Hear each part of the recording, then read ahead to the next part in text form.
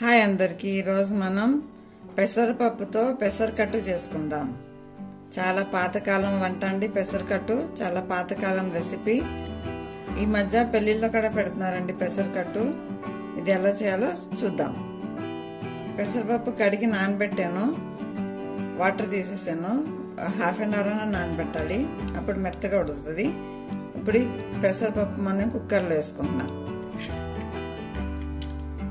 ఎందుకంటే పప్పు మునిగేంత వాటర్ వేసుకోవాలి. ఇందులో కొంచెం పసుపు. ఇప్పుడు ఇది ఒక విజిల్ హై ఫ్లేమ్లో, 3 విజిల్స్ లో ఫ్లేమ్లో పెట్టి ఉడికించుకోవాలి. మెత్తగా ఉడకాలి మనకి పప్పు. ఎందుకంటే పప్పు ఇలా మెత్తగా మంచిగా ఉడికించుకోవాలండి. ఇలా స్మాష్ చేయాలి పప్పుని, మెత్తగా చేసుకోవాలి పప్పుని. ఇప్పుడు దీనికి మనం తాలింపు వేసుకుందాం. ఇక్కడ ఒక గిన్నె తీసుకున్నాను. గిన్నెలో కొంచెం ఆయిల్ వేస్తున్నాను, 1 స్పూన్ నెయ్యి.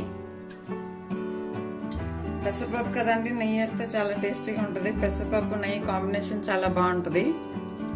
ఆయిల్ వేడైంది, జీలకర్ర వేస్తున్నా, ఆవాలు, ఆనియన్, పచ్చిమిర్చి, కరివేపాకు. దగ్గర అల్లం ఉంటే అల్లం వేసుకోవచ్చు, అల్లం వెల్లిపాయ పేస్ట్ వేస్తున్నాను. అల్లం సన్నగా తరిగి వేసుకోవచ్చు. ఇప్పుడు ఇవన్నీ ఫ్రై చేసుకోవాలి. ఆనియన్ కొంచెం వేగింది. ఇప్పుడు టమాటోస్, 2 చిన్న టమాటోస్ తీసుకున్నాను, అది కూడా వేస్తున్నాను. టమాటోస్ మెత్తపడే వరకు ఉడికించుకోవాలి. సాల్ట్ వేస్తున్నాను. సాల్ట్ వేస్తే టమాటోస్ తొందరగా ఉడుకుతాయి. టమాటోస్ మెత్తగా ఉడికే వరకు ఉడికించుకుందాం. ఎందుకంటే టమాటోస్ ఉడికినాయండి. ఇప్పుడు వాటర్ వేస్తున్నాను. 2 గ్లాస్ అంతా వాటర్ వేసాను. కొంచెం మరగనిద్దాం.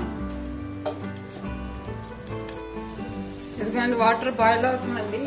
ఇప్పుడు మనం ఉడికించుకున్న పప్పు దీనిలో వేసేసుకుందాం. ఎందుకంటే ఇలా పలుచగా ఉండాలని పప్పు. ఇది 5 to 6 మినిట్స్ బాయిల్ చేసుకోవాలండి. బాయిల్ చేస్తే అప్పుడు చిక్కబడుతుంది. ఇలా పలుచగానే ఉండాలండి. టోటల్ 4 గ్లాస్ వాటర్ పట్టిందండి దీంట్లో. ఇది మరిగించుకుందాం. 5 to 6 మినిట్స్ మరిగించుకుందాం. ఎందుకంటే 7 మినిట్స్ నుంచి మరుగుతుందండి పప్పు. ఇలా మీకు ఎంత చిక్కగా కావాలో దాన్ని బట్టి ఉంచుకోవాలండి. ఇప్పుడు ఇది చల్లగా అయితే ఇక్కడ ఇంకా చిక్కబడుతుంది. ఇప్పుడు దీనిలో కొత్తిమీర వేసుకుందాం. స్టవ్ ఆఫ్ చేస్తున్నాను. ఇప్పుడు ఒక లెమన్ జ్యూస్ తీసుకున్నానండి. ఆ లెమన్ జ్యూస్ దీంట్లో వేస్తున్నా. స్టవ్ ఆఫ్ చేసుకున్నాకనే వేసుకోండి లెమన్ జ్యూస్. ఒక లెమన్ది జ్యూస్. అంతే, మన పెసరకట్టు రెడీ. చాలా సూపర్ అండ్ లైట్ ఫుడ్ అండి ఇది. వేడి వేడి రైస్తో తింటే చాలా బాగుంటుంది. Thank you for watching.